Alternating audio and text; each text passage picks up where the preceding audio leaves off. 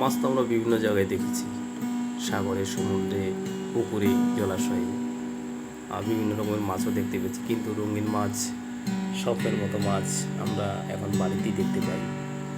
এই মাছগুলো দেখতে যেমন চমৎকার, এদের চাল চলন সমস্ত কিছু অন্যরকম।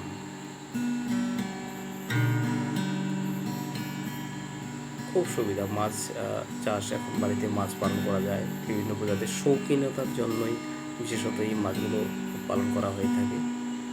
খরচ খুব একটা বেশি না, যত সামান্য খরচের মধ্যে দিয়ে এদের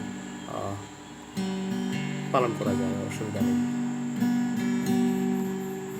যদি কোনো সহৃদয় ব্যক্তি এই মাছ কিনতে চান, এই ধরনের বাড়িতে শৌখিন করে রাখতে চান, তাহলে কমেন্ট বক্সে কমেন্ট করলেই যোগাযোগ করা যেতে পারে। এই যে দেখুন, বড় প্রজাতির মাছ, এটা সাধারণত সমুদ্রে দেখা যায়।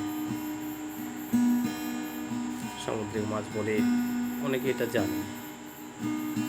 বিশাল আকার মাছ, বড় একটা অ্যাকোয়ারিয়ামের বড় প্রয়োজন হবে, কারণ মাছটা যেহেতু বড়, খায়ও বেশি এবং খরচটা সামান্য অন্যান্য মাছের তুলনায় বেশি।